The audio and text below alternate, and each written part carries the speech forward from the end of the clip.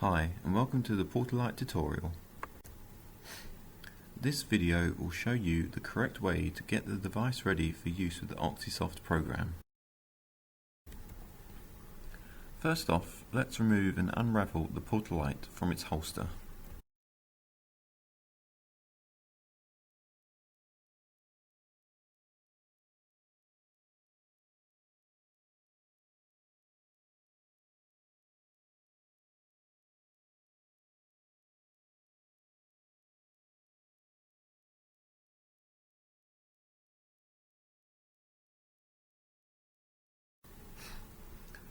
Next, you'll want to grab some plastic wrap and cut off roughly 2 times the width of the device.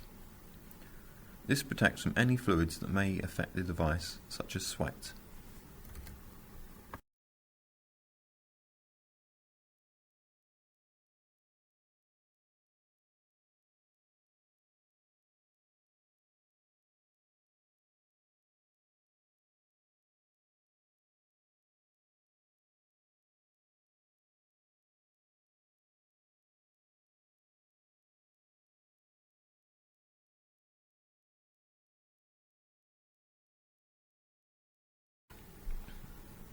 You don't want any dents or bumps on the film, otherwise it may interfere with the readings.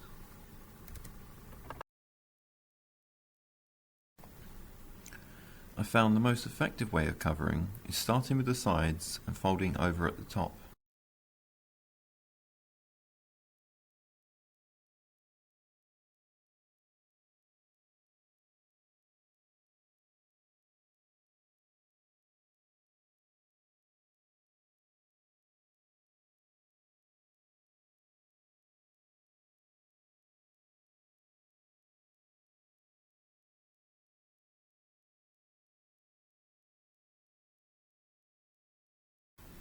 With the excess at the bottom, you can wrap it round itself at the base.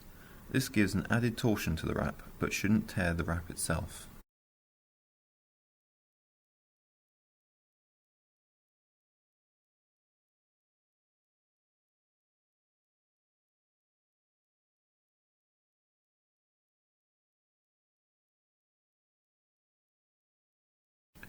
Next, you'll want to grab some standard tape and tape the twisted wrap to keep it taut, as well as adding some tape to the back.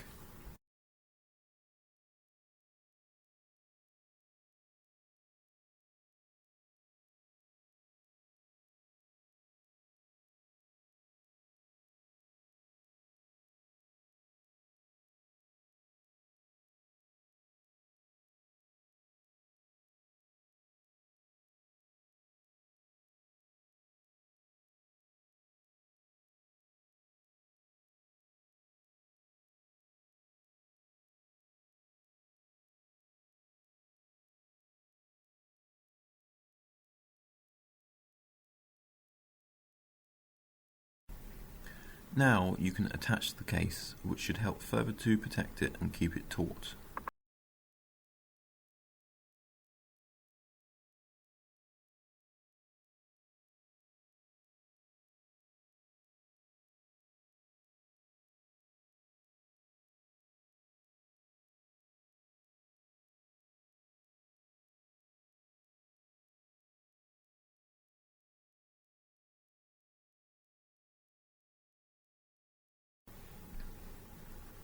It may be hard to see in the video, but looking at the shimmer you can tell there are no dents or bumps in the wrap.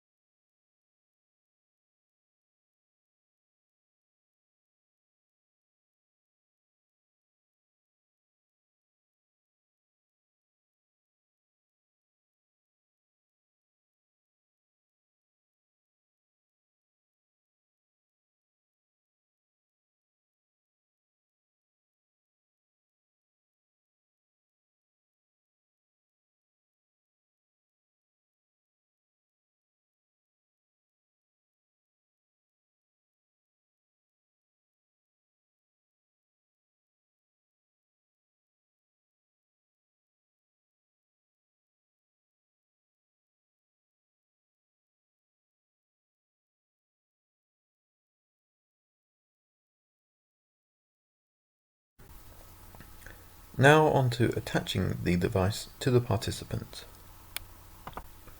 First, you'll want to grab the stencil. The purpose of the stencil is for accurate testing replication. If you are measuring the same participant on the same leg during a future date, you'll want to record exactly where you have placed the device. There is a stencil for both left and right leg, depending on your study. You'll want to make note of which stencil you used for each participant.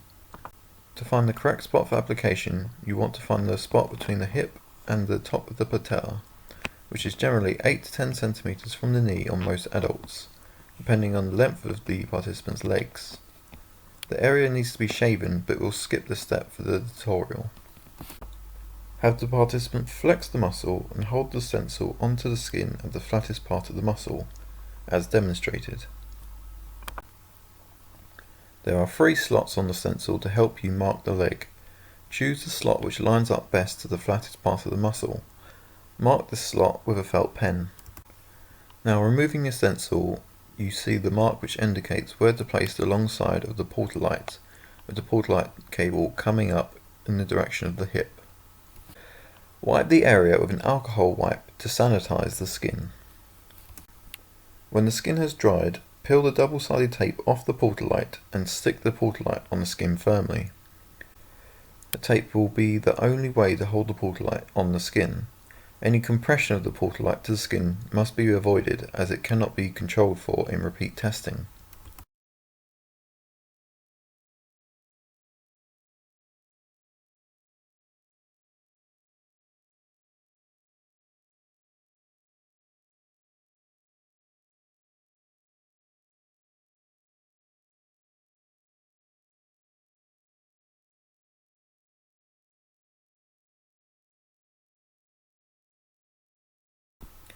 With the device attached, we now need to prevent light from interfering with the sensors. Place the plastic cover with the cord coming out through the little notch in the cover as shown. Now you can use the compression strap to wrap around the cover. The compression strap will keep the cover from moving whilst preventing pressure on the device. Remember to tighten it firmly, as movement from the participant may cause the cover to fall.